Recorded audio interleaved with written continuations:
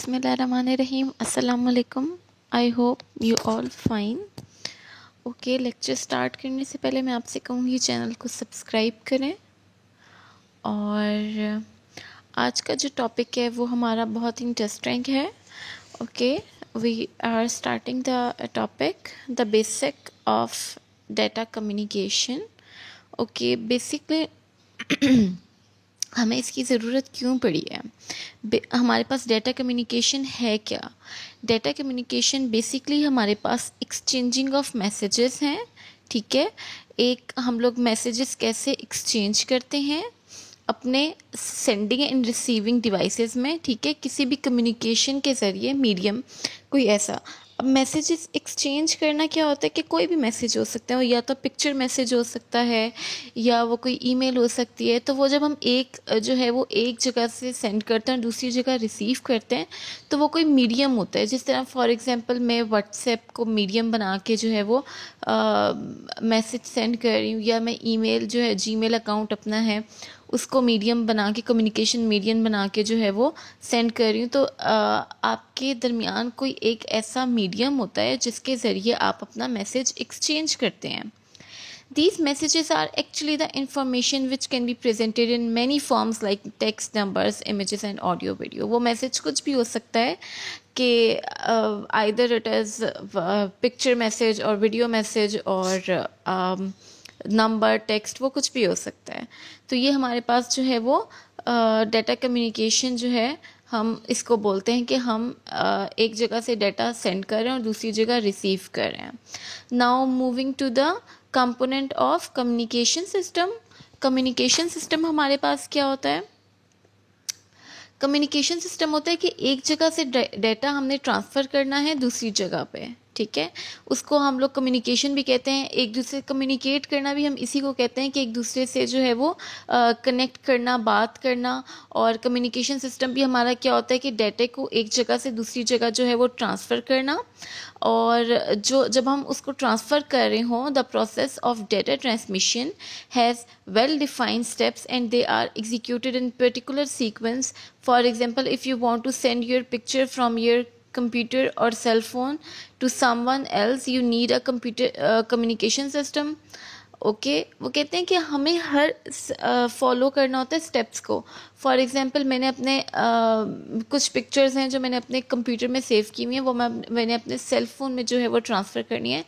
तो मैं एक डाटा केबल के थ्रू जो है वो डाटा केबल को मीडियम बनाऊंगी और डाटा केबल के थ्रू अपना डाटा जो है वो लैपटॉप से अपने मोबाइल में जो है उसको सेंड कर दूंगी। प्लस मैं ये भी कर सकती हूँ कि मैं लैपटॉप के जो ब्लूटूथ है और मोबाइल के ब्लूटूथ ऑन करके भी मैं ब्लूटूथ को मीडियम बना के भी अपना डाटा जो है वो सेंड कर सकती हूँ। ओके, इसके मेन कंपोनेंट्स जो हम देख लेते हैं वो है एक सेंडर। सेंडर हमारे पास क्या होता है? सेंडर हमारे पास इनिशिएट्स जो है वो डिवाइस होती है। इनिशिएट्स जो कि इनिशिएट करती है, स्टार्ट लेती है।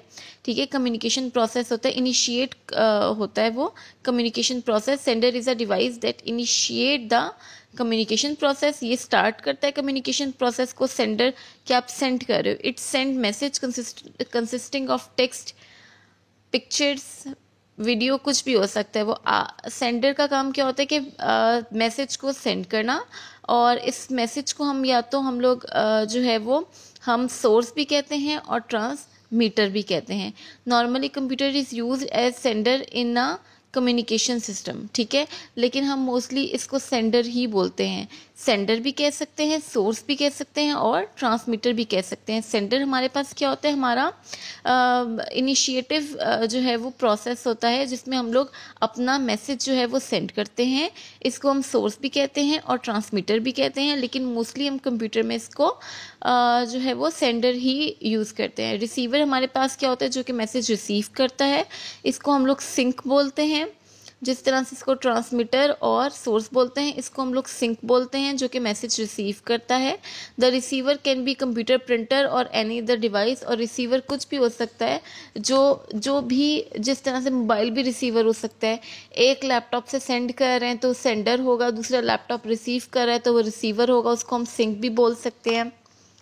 The receiver must be capable of accepting a message. Okay, और मैसेज हमारे पास क्या होता है? मैसेज इज द डेटा और information to be communicated. It may consist of text, number, picture, video, audio और कम्बिनेशन ऑफ दीज। मैसेजेस हम पहले डिस्कस कर चुके हैं। मैसेजेस क्या होती है? मैसेजेस बेसिकली आपकी वो इन्फॉर्मेशन होती है जो कि आप एक जगह से दूसरी जगह क्या कर रहे होते हैं, सेंड कर रहे होते हैं। और ये कम्बिनेशन, कोई भी मैसेज जो है वो कम्बिनेशन हो सकता है। फॉर एग्जांपल मैं किसी को एड्रेस सेंड कर रही हूँ तो उसके अंदर हम लोग जो है वो डिफरेंट नंबर्स और मैं डिफरेंट जो है वो टेक्स्ट जो है वो इंग्लिश भी यूज़ करूँगी, नंबर्स भी यूज़ करूँगी, तो वो हमारे पास क्या हो जाएगा? Combination of both text and numbers हो जाएगा। और मैं किसी को वीडियो मैसेज सेंड कर रही हूँ तो ये हमारे पास जो है वो डिफरेंट जो है वो उसका कम्बिनेशन को हम लोग मैसेज बोलते हैं।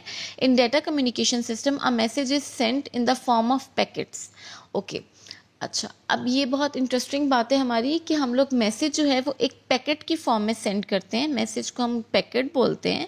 उस पैकेट के दो पार्ट होते हैं। एक पार्ट होता है पेलोड और एक होता है कंट्रोल इन्फॉर्मेशन। पेलोड कौन सा होता है? पेलोड होता है कि जो मैसेज है उसके अंदर मैंने जो बातें लिखी हुई हैं वो इसका मतलब उसका पेलोड है।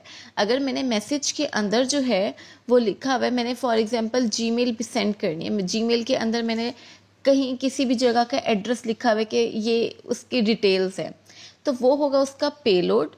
और सेंडर और रिसीवर जो उसका वो पार्ट होता है जहाँ पे हम लिखते हैं कि टू और फ्रॉम, कि ये किसको जानी है और कहाँ जानी है, जहाँ उसके कंट्रोल इन्फॉर्मेशन होती है मैसेज की कि वो कहाँ रिसीव होगा, कहाँ से सेंड होगा, तो वो हमारे पास क्या होती है? कंट्रोल इन्फॉर्मेशन होती है। और पेलोड क्या होती है? Payload is the actual content of message. जो एक्चुअल कंटेंट है उसको हम पेलोड बोलते हैं, जो उसके अंदर लिखा हुआ है। Whereas the control information control contains the information about the sender and the receiver. और कंट्रोल इन्फॉर्मेशन में सेंडर और रिसीवर की डिटेल्स होती हैं। Control information is also called header of the message. Control information को हम लोग header of the message भी कहते हैं। It's just like writing a letter where we write a letter along with the information about to sender and receiver. In the example, your letter is payload. It requires the control information in order to dispatch and get a reply. अच्छा, वो कहते हैं कि जिस तरह हम लोग अपना लेटर राइट करते हैं, हम लोगों ने जहाँ लेटर सेंड करना है तो लेटर के अंदर हमने जितनी बातें लिखी हैं वो हमारा पेलोड है। और जब जो हम एड्रेस लिखते हैं कि यहाँ पे सेंड हो और यहाँ पे अगर जवाब आए तो हमें यहाँ पे हम रिसीव करें, तो वो क्या होता है? कंट्रोल इन्फॉर्मेशन होती है। Very simple. ओके, अब हम इसकी एग्जाम्पल देख लेते हैं। Suppose you want to distribute book of 8th class to different people and it is possible that the recipient of a book may write you letter of thanks. Okay, अब वो कहते हैं सपोज आपने जो है वो डिस्ट्रीब्यूट करनी हो 8th क्लास की बुक डिफरेंट लोगों को, और पॉसिबल है कि जो लोग रिसीव करें तो वो आपको थैंक यू का जो है वो लेटर भी राइट करें। तो आप क्या करोगे? बुक के ऊपर, हर बुक के ऊपर आप एक लेबल लगाओगे कि वो कहाँ जाना है, उसकी डेस्टिनेशन एड्रेस के जो है वो फ़ौरन उस जगह पे पहुँच जाए।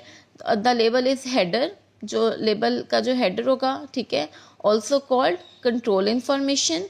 And book it self is a payload. और जो बुक खुद होगी, क्योंकि वो सारा कंटेंट है उसके अंदर जो आपने लिखना है, बुक इट सेल्फ पेलोड है। और उसके ऊपर जो लेबल लगाएंगे यहाँ इस बुक को मैंने भेजना है, तो वो हमारे पास क्या होगा?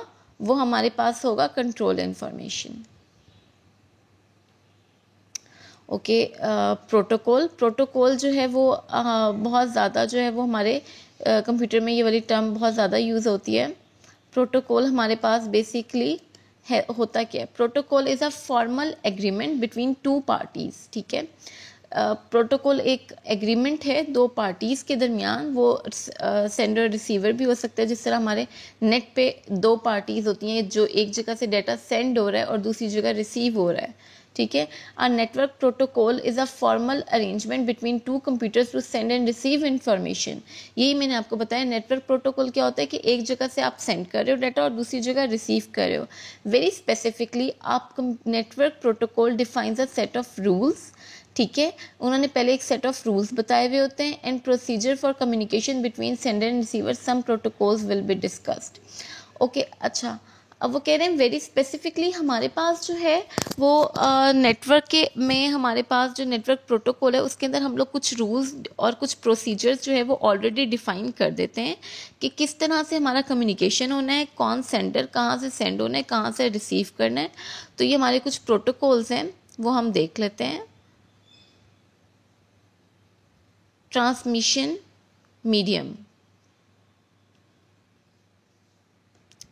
Medium is the physical path that connects a sender and receiver. Okay, medium क्या है, मैंने आपको बताया मीडियम एक बीच का एक ऐसा रास्ता है मीडियम जो है सेंडर और रिसीवर को आपस में क्या करता है बेटा, कनेक्ट करता है।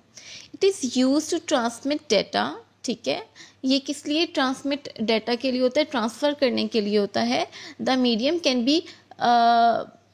B a copper wire, a fabric, optic cable और microwaves. It is also called a communication channel, ठीक है। अच्छा, इस बात को आप याद रखिएगा कि ट्रांसमिशन मीडियम को हम लोग कम्युनिकेशन चैनल भी कहते हैं। ये एक ऐसा बीच का रास्ता है जो कि सेंडर और रिसीवर के दरमियान होता है।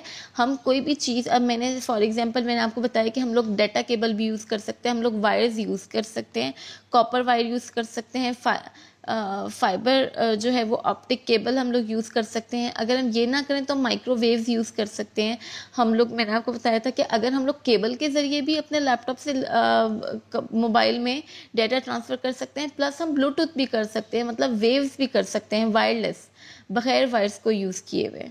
Okay, a message is transmit from a sender to a receiver through some transmission medium. कोई ना कोई ऐसा मीडियम चाहिए होता है जिसके ज़रिए आप अपना डाटा ट्रांसफ़र कर रहे हों। अ डिवाइस में use multiple channels at the same time, ठीक है। अब आपकी जो डिवाइस है, ठीक है, इसके अंदर हम लोग मल्टीपल जो है हमारे पास क्या होता है कि हम लोग एक ही टाइम में मल्टीपल जो है वो हमारे पास हम लोग चैनल यूज़ कर सकते हैं। A device may use multiple channels at the same time. For example, if a cell phone is connected with the internet, it is use a data channel 3G or 4G for using the internet service and a voice channel for calling purpose.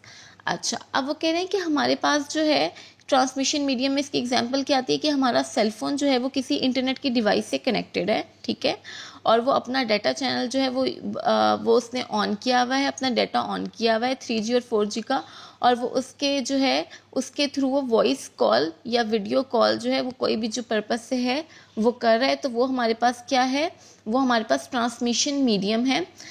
मैं अगर call करती हूँ, मैं अपना WhatsApp use करती हूँ, call करती हूँ, तो वो मैं अपना डाटा पैकेज ऑन करूँगी या मैं इंटरनेट से कनेक्ट करूँगी, तो मीडियम हमारे पास क्या होगा, वो डिवाइस होगी, वो 3G या 4G डाटा होगा जिसके ज़रिए हम लोग कॉल करेंगे। Very simple, very easy. I hope आपको जो है वो बहुत अच्छे से समझ आई होगी। और thank you so much. Stay connected, stay tuned and अल्लाह हाफ़िज़।